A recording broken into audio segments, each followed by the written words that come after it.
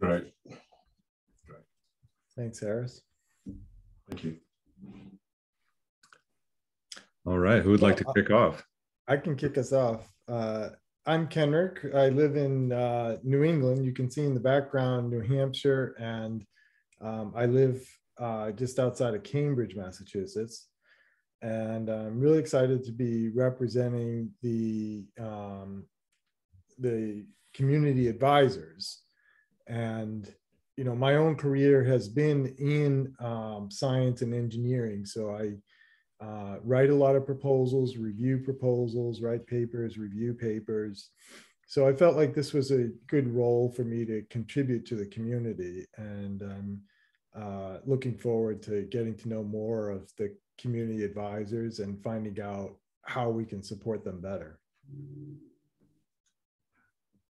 Allison, you want to go next? Sure. So I am Allison Fromm. I'm representing the general ADA holders. So I do not have a technical background. I've worked in finance and accounting most of my career. So part of what attracted me to this role was the opportunity to perhaps represent those members of the community that aren't deeply engaged and don't have technical skills, and listen to what's drawing them in or what's preventing them from being more involved in the voting process and in the catalyst process.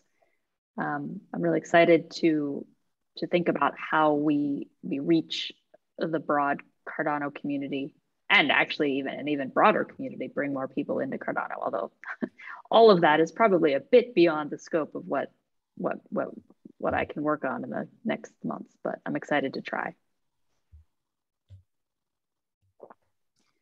That's great. I can go next. My name is Harris Warren. I'm with Input Output Global, and basically I've joined to be part of the circle to really help represent input from stakeholders within IOG.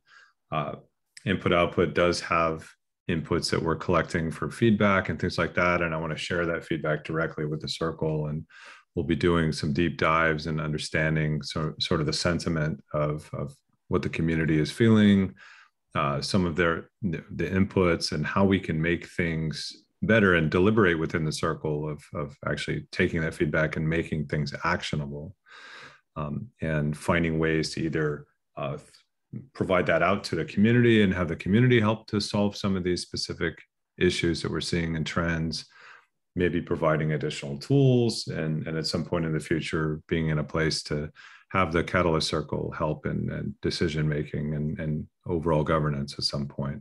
And so this is sort of part of my contribution to the circle. I'm glad to be here. I come from the community, and I have been a fan of Cardano for some time. Was delighted to have an opportunity to join Input Output directly, and also to be able to help in making decisions, as we're sort of proceeding forward with Catalyst as a product manager for Catalyst itself. And so finding ways to engage the community and offer tools and support to make things happen. And I am, definitely coming from a background in technology, some science background. I've done a lot of different things, but, this is my dream opportunity to be here and to work with the community and help move Cardano forward, help move crypto forward, and help change the world. So I'm delighted to be here. Awesome. Mateus, do you want to go again? I don't know if we caught you in the recording. Yeah. So I shared a little bit about me and how I ended up being the representative for the Cardano Foundation, but I'm involved in Cardano in a couple of other capacities. I also have a technical background. I'm a professional software engineer for over 2 decades now. Also, I'm a conflict resolution specialist. So originally as a peacekeeper, then studying things that actually work better than holding an assault rifle. And so I'm a certified mediator, I'm a facilitator, I do a lot of community work, and that ultimately also led to a recently funded Fund 6 proposal known as Win-Win Dispute Resolution. So I'm sure you'll hear a lot more about that. And currently I'm finishing up a master's in dispute resolution as well. I have this 40 to 60 pages I still need to write in like 2 weeks or something like that, but I always find more important things to do, including my Cardano work for my company that I just founded. I'm the CEO there. I work with former Circle members like Victor Corsino, who was the rep for the community advisors. He's our COO. Our CTO is Eli Selkin, the runner-up to Allison's vote for the general ADA holders. So I'm very privileged to be surrounded by capable and well-meaning people. And yeah, so I wear multiple hats. Again, technical, Plutus Pioneers, first cohort, Prism Pioneers. I've been involved in crypto since 2016, with Cardano since 2017, but really starting with Fund 3. So Allison, a Fund 0 member, for example, and Stephen also have seen a lot more, but started as a voter because as a non-US citizen, just a resident, I only pay taxes, but I cannot decide on any of that, where that money goes, at least indirectly.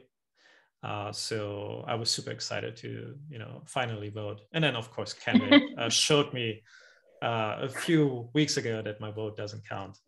So thanks a lot.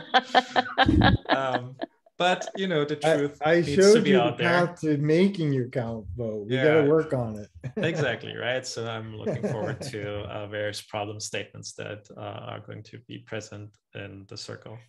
Yeah, I think that's enough about me. Wonderful. Like 15 follow-up questions I want to ask you, but I'll save those until we hear from Raymond and Stephen. Yeah, for an ad hoc after town hall, this is great. We have such great representation from the circle. So yeah, Stephen, you want to take it away? Yeah, sure. I'm Stephen Whittingstall. I live in a small, damp, cold town in North Yorkshire, which is very atmospheric and not far away from where the Brontes were in Harworth. So I've been involved in Cardano since, well, Catalyst actually since March of this year, when I started off in NFT DAO. I've been involved in various projects, mostly to do with documentation, but also tracking and auditing and automation and tokenization design with Catalyst Swarm. I've been with Swarm since the beginning. I helped form Eastern Town Hall. I work regularly with Eastern Town Hall as well, Catalyst School, and probably lots of other things I can't quite remember, and I should probably give up. And my background is varied. Many years ago, I was a quality assurance manager of the investment bank in London, BNP Paribas, for a few years. Then I was a project manager briefly for IBM, and then moved into social enterprise for community projects, particularly the homeless, for many years, 5 to 10 years on that, and won some awards for social enterprise there, which has given me the inspiration for submitting the Homeless Hub proposal, which is actually now being run by a colleague of mine in quality assurance. Most recently, I've been in academia, and I've got a degree in philosophy, and I became interested in Catalyst from a kind of academic philosophical angle initially, and I'm interested particularly in distributed governance. And my main effort and emphasis in the community is to build an autonomous platforms so that we can transition away from IOG towards the community as the roadmap is planned with Voltaire. So that's kind of my emphasis. And I represent, I represent the Catalyst coordinators, but what's more often known as the funded cohort. And so I'm really interested to listen to their concerns and their experience, to provide reporting tools for them, auditability tools, and look at the constructive criticism to do with the experience of a funded cohort. And Raymond, I'd like to hear from you. Oh, I'm surrounded by an amazing circle here. I'm Raymond Mata. I spend about 7 months of the year in Oregon and 5 months here in Hawaii. I'm here in Hawaii now. I have a technical background, about 22 years as an IT systems engineer and the owner for a small managed service provider here on the islands of Hawaii. I've been a stake pool operator since Shelley launched. I started in the ITN. I came in just the last few weeks of the ITN. My relationship with Cardano started in May, actually May 5th, I would say, of last year is when I officially started my relationship with Cardano. Ever since August of last year, after Charles announced the need for a trade association in the SPO community, I became one of 9 founding board members for SPO-related, which is a community elected organization of stake pool operators, essentially really gathering consensus about what the problems and needs are of the larger stake pool community and driving our ecosystem partners to make sure that their voices are heard and that the backbone for the network is never left out. So I'm really here to listen and understand more specifically how the stake pool operators are incentivized and can contribute and become part of the Catalyst ecosystem.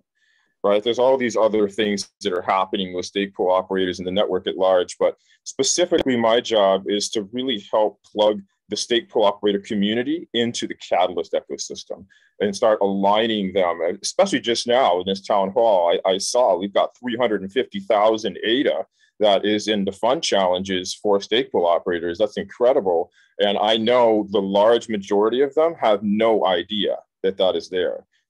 So my job really is to help facilitate connection between that large community and what the Catalyst ecosystem is up to, and just really drive education and build some good problem sensing, so that stake pool operators, especially, I think the group of stake pool operators that are constantly grumbling and the most frustrated are the small stake pool operators that are struggling with stake, struggling to make a block, and struggling to have a sustainable business model.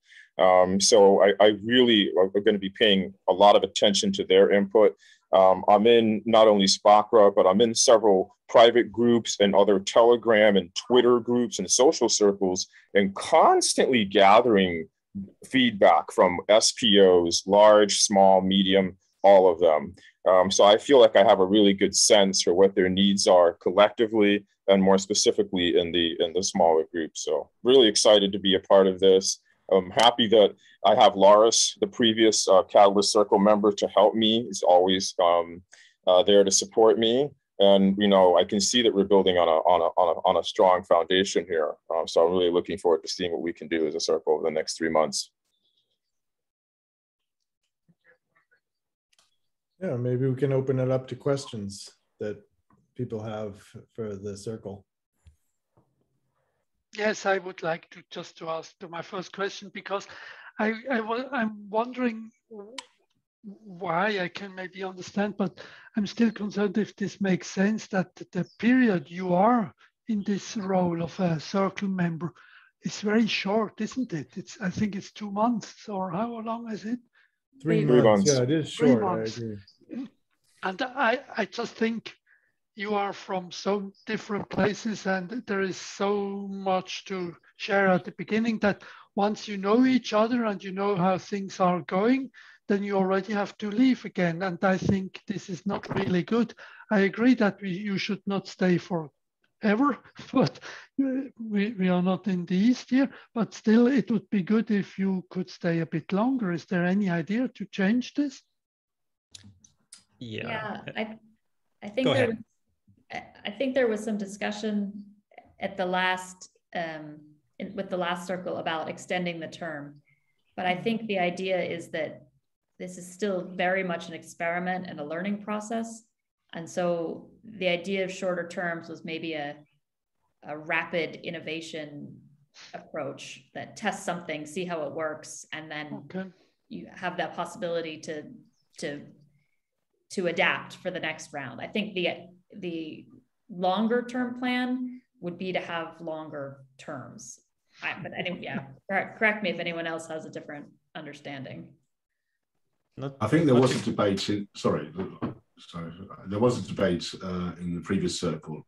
I know this because I used to be secretary for Circle Water for the last few meetings, and there was a feeling. I think the general feeling was that the 3 months terms should stay for the circle representatives, partly because it's not just about, yes, it's there's some kind of wastage, but there's also a kind of training element to it. So that's what circle members for, so that they we need, because Cardano and Cat is expanding so much, we need to train new representatives and leaders in the community as quickly as we can. And that was the consensus for Circle 1. But Circle 2, obviously, we might feel differently, because there is a point about that kind of wastage of, once we've got to know each other, all that time it takes to get to know each other and then become effective, and then you have to pass on everything to Circle version 3. So I'll be interested to hear what other people think about that. Yeah, the other thing I'd like to add to that, just in the experience I've had so far, is the overlap, right? So the first generation Circle are overlapping with us. They're mentoring us. They're staying with us for at least a month. And I suspect over time, what's probably going to evolve organically is a larger family, a larger team of people who have been involved in this for a while, coming in, being mentors, being in the conversation, and being contributors also. So even though the front row might only be 3 months, there's a month overlap between previous roles, which helps keep the glue strong. And I think there's going to be momentum from those people who have made those contributions to stay in the community, because they created that momentum, right? So there's incentives now for them to stay participating within what's been created. Okay, I'd like to ask just a second question. Now, you are discussing with each other, so you are knowing, you are kind of clue, but is there anything you can decide on, or what is your, I don't know, your impact on Catalyst and on whatever is the output of Catalyst? Yeah, so the original vision was really to have Catalyst Circle be sort of a sensing group. So we can hear from all the different perspectives and all the different channels, from SPOs to the general voting population and other areas around the ecosystem, to make sure that we're, funneling that information, deliberating on that information, and then ideally, instigating others to take action on these general directions. There may be some element of decision making in the future, but as a circle and as a team, we get to sort of decide the function of what the circle is as an experiment, and what it evolves to, and how it translates into the next generation of governance for the next version 3 and beyond. And so this is some of the original intent of the experiment. And I think having kind of the fresh perspectives is also really good, to hear people within the community jump into the circle and then have that that insight that they had from their own perspective is really great and enriching, I think, for the circle and governance in general. To add to that, what Harris just said, so during Circle V1, right? Granted, people mostly still knew of each other, and they've been around the Cardano ecosystem long enough, and I think this is the same for version 2 members, right? Circle version 1, though, however, right, did not have the support for half of the time with the admin team. Also, version 1 suffered from the lack of participation from some entities or from some representatives. I think we're better set up for this version. And despite all the challenges in version 1, there were quite a few of initiatives coming out from the community, which the Circle members captured, right? Going back to being this sensory array, and then discussed that, and ultimately passed solutions that were up for a vote. For example, the community advisors where I supported Victor Corsino, and Lucio, for example, was also essential in that role. And the support for Victor, we essentially the recent change in catalyst voting, or sorry, not in voting, but in the catalyst process of proposing and the CAs and who can be a proposer. Until recently, you could not be a community advisor and a proposer in the same fund.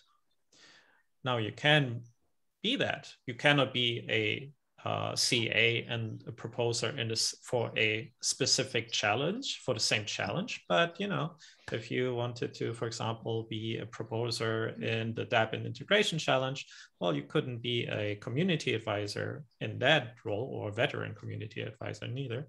But you could, for example, if you had no proposal in the DeFi challenge, right? You can be a community advisor in that challenge. And things of that nature, which are really, really influential. And did we not have that new rule, we would have been in a lot of trouble with getting the proposals the necessary amount of reviews to at least get some idea, deliver some idea of the quality of a proposal to the voters. So it is very influential, and you can do a lot of things in 3 months. To answer the specific supporter, there was in Circle version 1 went through what was called a problem sensing exercise in its first 2 months. And this is all documented in the Circle version 1 Gitbook. So different parts of Circle, including IOG, and as Matthias mentioned, the community advisors, stateful operators, went off back to their communities and did some problem sensing. So tried to identify what was the most important problems, relevant problems to their communities, which they needed to address. That was then brought back to Circle, and I put on a Trello board, which I just posted a link there too. And the issues were moved subsequently to that. From about the 3rd or 4th meeting of Circle version 1, those problems were moved across the board, and some of them were progressed further than others. Like, for example, the community advisor issue of opening up community advisor resources so that we can meet the scaling of proposal assessments, that kind of thing. We've inherited that Trello board. So there's still problems on the board that Circle version 2 have to address. And we may also do problem sensing of our own, and potentially take on other decisions as well. Pop-Tart, do you want to explain your perception of how that change affected the proposals and the reviewing of the proposals?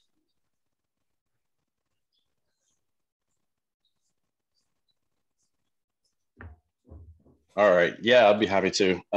Great, so through the funds, each round, we've kind of added some things, changed some things. We made adjustments.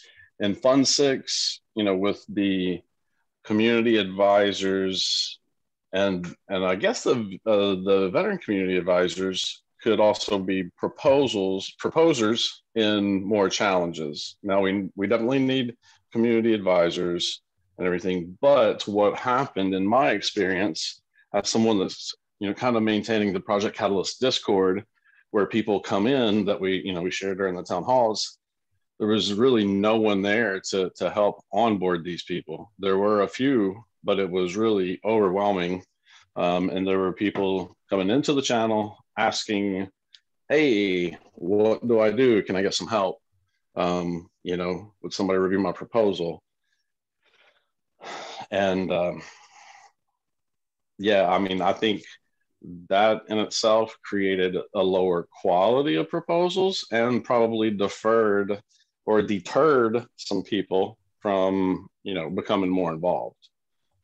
So I want to try to understand what you're saying is that in the earlier rounds with the Discord channel, you could perceive how people who were trying to draft new proposals were getting support from the community.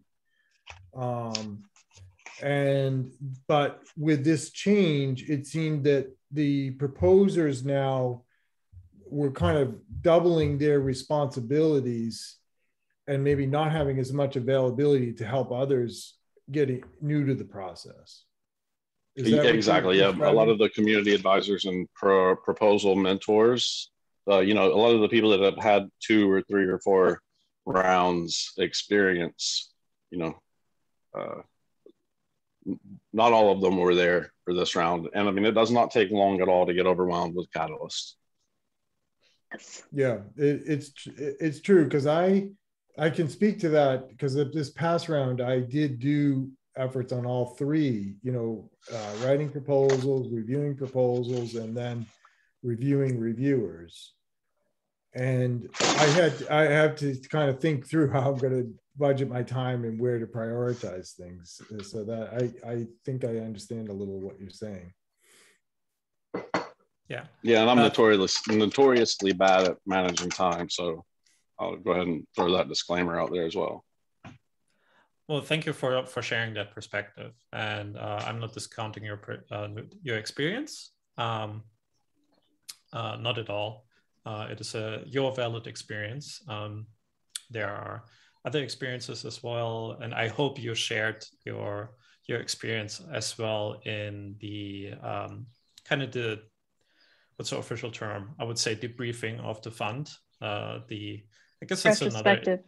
Thank you. The retrospective, absolutely. Right, and at the same time, I mean, it is an experiment, and I hear that your conclusion is that experiment might have failed.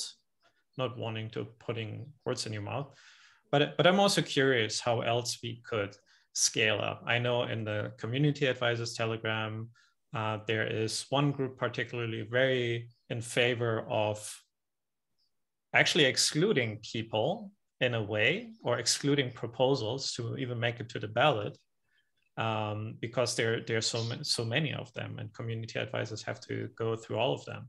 And especially with the new incentive models, that added as well. So there's a lot of things that changed at the same time, right? So I'm curious what other factors might have contributed to the overall bad experience that you shared with us. Raymond has to go soon, so can we direct questions to Raymond for the next 20 minutes or so?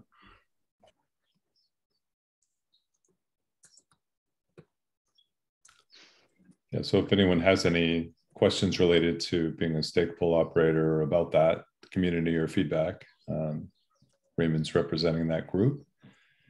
And there's a question in chat for Jeremy. Well, Raymond's answered in chat. So yeah, I'll answer. Yeah, sorry, I preempted you then. That's okay. Yeah, I'm getting the notice. I'm like, oh, I got to be out of here in 20 minutes.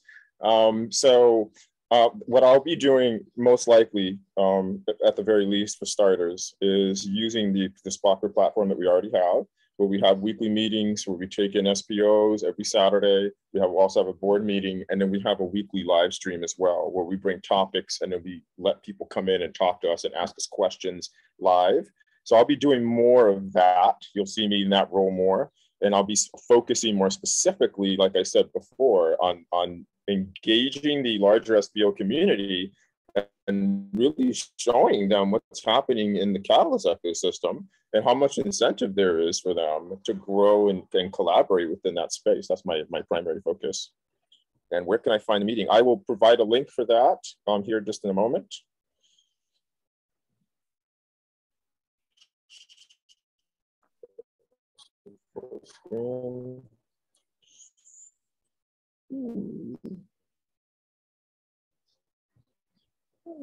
Any other questions?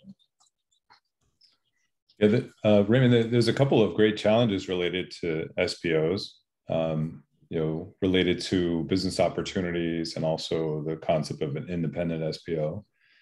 I don't know what you would see as maybe some involvement in some of those specific challenges or cross collaboration. Any thoughts on your involvement in some of those pieces?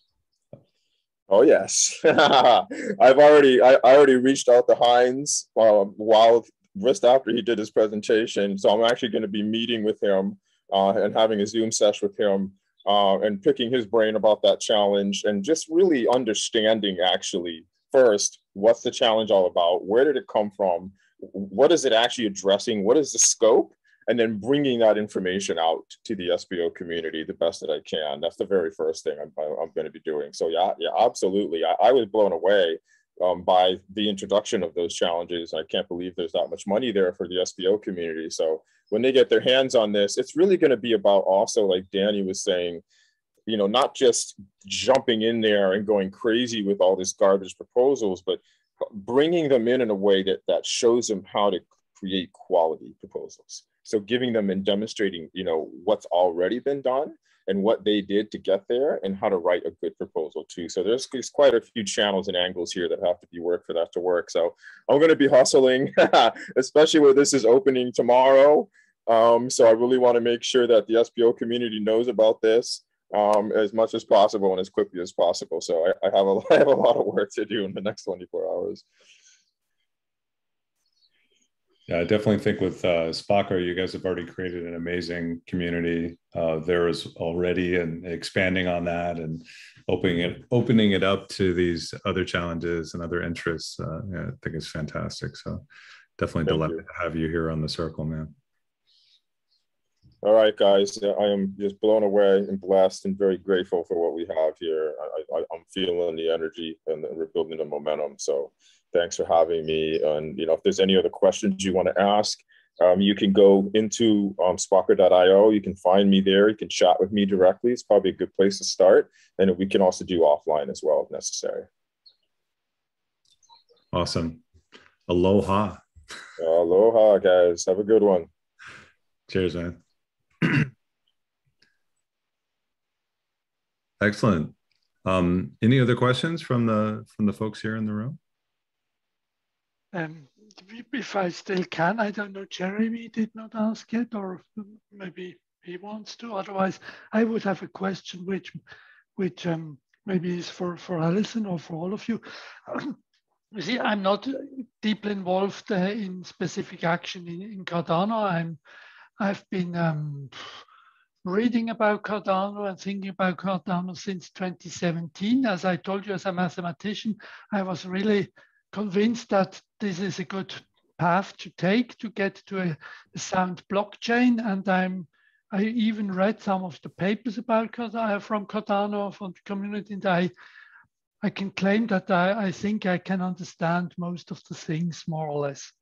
But what really irritates me is the fact that it looks like Cardano is cutting the opinion of a lot of crypto people. There's just a big divide, and I hear a lot of bad things talking about Cardano, mostly not very sound and not really founded. And I don't want to discuss about what Cardano is doing on the crypto market, but I'm still astonished. Why is there so much stress about what Cardano is and not? Do you have any idea what is going on here?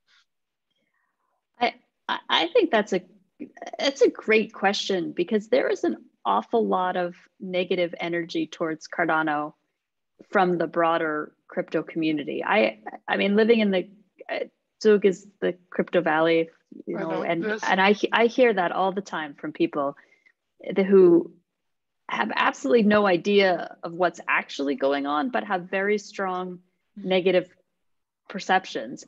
And the truly astonishing thing for me is that my experience within the Cardano community, and I didn't really give my Cardano background, but I've been around Cardano for a couple of years now. My experience within the Cardano community is completely different from the perception that people have from the outside, both in terms of the substance and the character of the people and the quality of the projects and the intention and the vision and the ethics and the development. I mean, it's just that it's just a crazy disconnect between the perception from the outside and the reality from the inside. So I have two, completely personal, unscientific hypotheses for this. One, and I think Jory, if I'm saying your name correctly, is alluding to this. It's because people are threatened. It's because I think Cardano is a pretty powerful vision for the future. And I think it threatens a lot of places in crypto that are not as well thought out and thoroughly constructed and deeply valued, and that aren't all of the things that Cardano is. And so I think people out of fear and envy and insecurity attack when they feel threatened. I also think that probably our leader Charles Hoskinson, who I admire immensely, probably is a controversial figure. And I think that most people who have a big vision and who aren't afraid to stand on a stage and talk about their vision and have big personalities also can be a lightning rod for a lot of negative energy. I think, I feel shielded from a lot of this because I don't sort of venture out onto social media and watch the carnage. But but I guess it's out there, and so maybe we're kind of sequestered in this community a little bit. But I'd like to, not to pun, but to circle back to what Quasar was saying about onboarding. And I heard what Matthias was saying, but I get a lot of people contacting me about feedback who are new to Catalyst. And I think to address that, we should prioritize new entrants to Catalyst and prioritize resources. So this is everyone in the IOG community. Secondly, we should listen to them.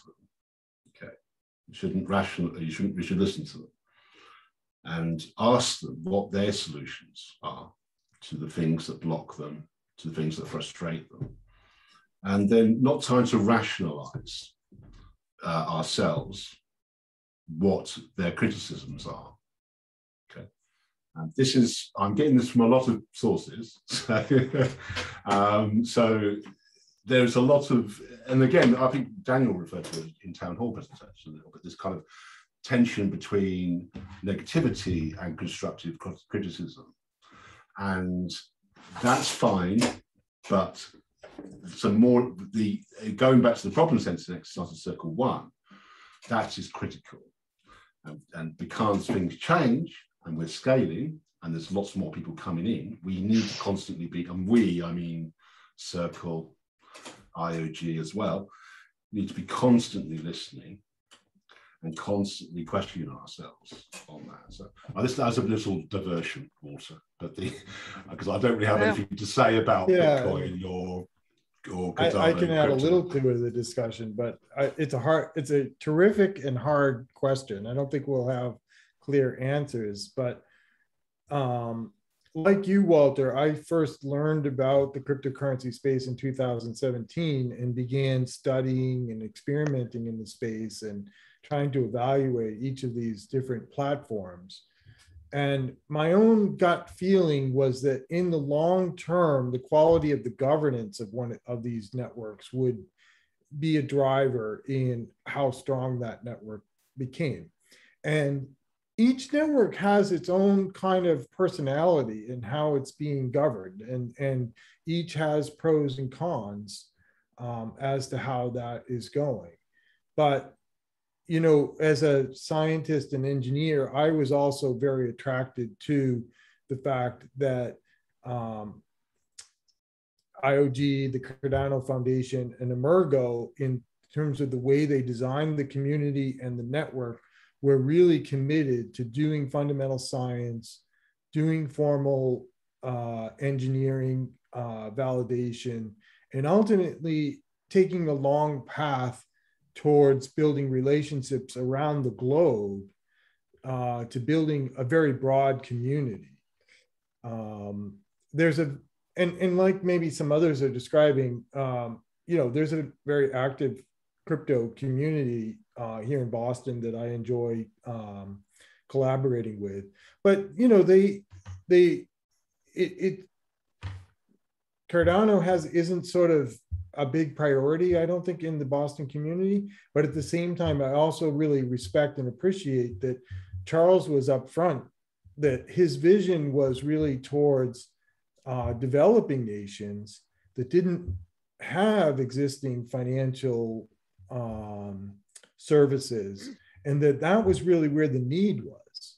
And I liked what Daniel said today, that we need to stay focused on the fact that Cardano needs to be a means, not an end. And in particular, you know, for me, the ability to participate in international collaboration has been a big part of what is very positive about the Catalyst community. I agree. See, what I meant is that I was astonished about the negative energy which I feel sometimes when I listen to people. And I must say that among Cardano, we are not discussing what is bad about Ethereum or what is bad about Bitcoin or whatsoever. So, and that's what I like. And I see what you say, that, and also the activities of Charles Hoskinson in Africa, I really appreciate very much. You must know that I have family in Africa because one of my daughters is married to a Senegalese, and I have family in Egypt from my wife living in Cairo. And I've been in Africa a couple of times, and I have been teaching about mobile money, M-Pesa, and all this stuff. And so I really have a lot of sympathy to what's going on with this African focus of Cardano. So I really think we are contributing something to go into the future and to help those who are unbanked and who need some access to financial resources to help themselves. So this is for me a wonderful thing. But still, and it doesn't have to be competitive. I mean, on Governance Day a couple of weeks ago, there was you know, a talk with Polkadot and about cross-chain collaboration. And there's plenty to learn from other cryptocurrencies forms of governance. So, I mean, hopefully we can continue to have dialogues like that, not get into kind of tribalism. Exactly. Yeah. No, we don't need more tribalism. That's true, correct. And I know, Matthias, you had your hand up a couple times. If you had something to add. Yeah, definitely. I just want to add one thing to deal with negativity, right? Sometimes you can make it your asset. In another life, I'm going to share a story really briefly. In another life, I had a martial arts gym in my hometown, Hamburg, Germany. And we practice a very specific style of jiu-jitsu. And that's actually the reason why I came out to Los Angeles in the first place. And in the more traditional world, there was something that was trash talked all the time because we weren't wearing the gi. We were like very focused on mixed martial arts, and it was just not a good time. However, because of so much negative press, and we were the only school in actually all of Germany at that time who would practice officially with the consent of the creator of the system, who's based in LA, we were the only school. So we were flamed a lot on the internet. And quite a few people showed up at our door, at our gym, and said, people were talking so much shit about you, I had to see what this is all about. And those people did their trial classes, signed up, and became national champions using our style that other people trash talk. So, and something similar happens also in Cardano as well. And I do actually not agree with, we don't talk what's wrong with other cryptocurrencies. That is not our focus, but we can also learn from our own failures, because Cardano was rewritten a couple of times because it saw the light of day in 2017. And, you know, I'm very much involved in Plutus, and I entered at M Labs, who work on Liquid, for example. So I know a little bit more what is wrong with Plutus currently, but also how it's developed. And similarly, we look at Ethereum and say, you know what, the accounting model is actually not good for concurrency here.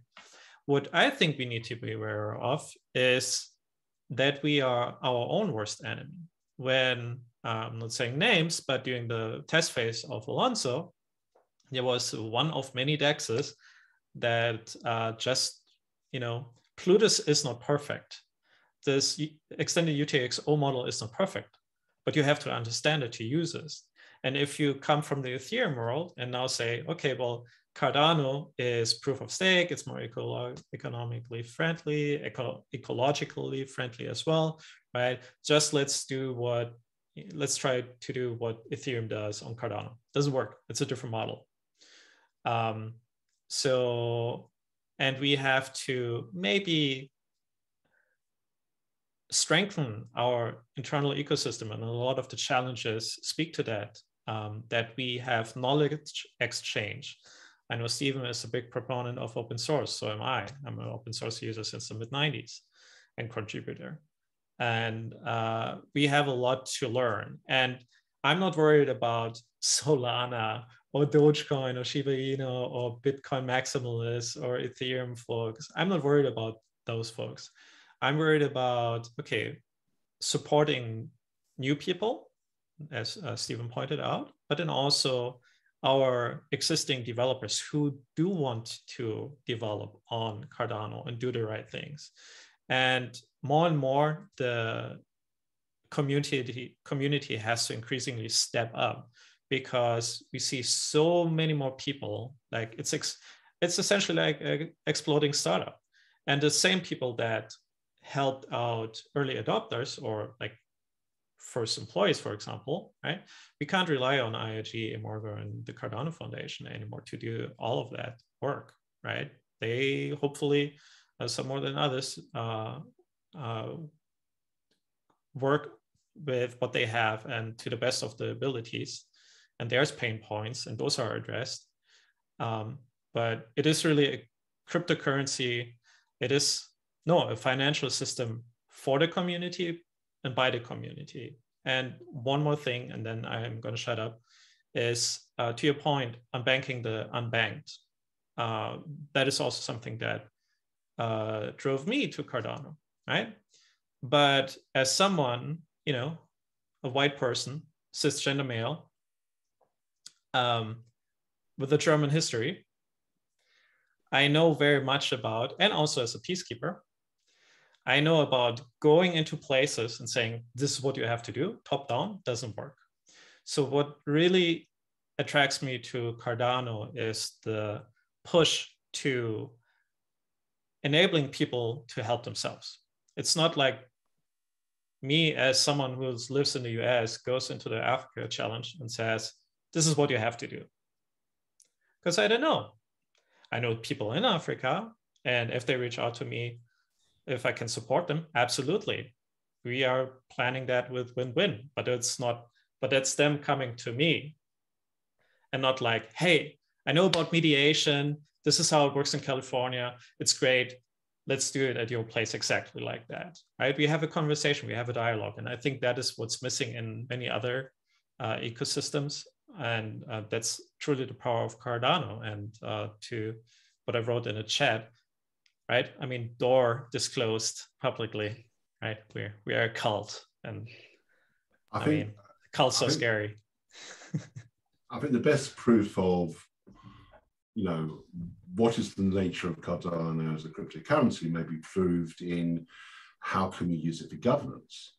And there are already networks like Eastern Town Hall and others in the network who are already looking towards sustaining themselves outside of Project Catalyst, using Cardano as an economic platform, which is what it was intended for, like the stake pool, delegating to each other's stake pools or issuing government utility tokens and stuff like that. So there is innovation going on from the community, its early days, in order to govern ourselves as a community, as a sustaining model on the Cardano platform. And that could possibly, if that comes to fruition and develops, and hopefully it does, and that's my emphasis is on infrastructure. Because I think that, if without a community infrastructure, once we have a community infrastructure, then we can start to build autonomy. And then you can start to rebuff your crypto boys or Lambo or whatever and say, well, what are you delivering?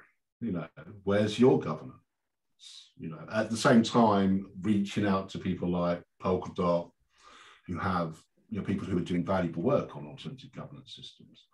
So, you know, I think it's a kind of a mixed picture, really, Walter.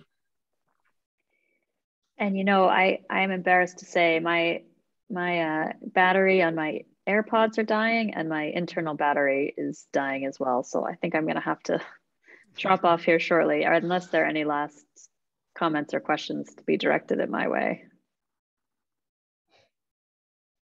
I have to drop off at this time too. It's been a really great discussion. Appreciate all the questions.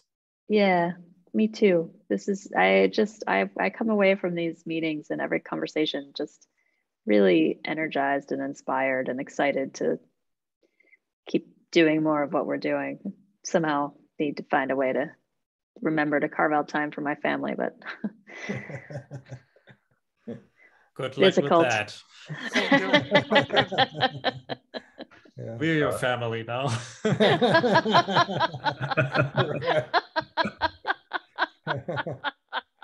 Exactly. I'll bring the Kool-Aid. Yeah, great. Bye, great, everyone. Thank discussion, you. everyone. Thank you, Kevin.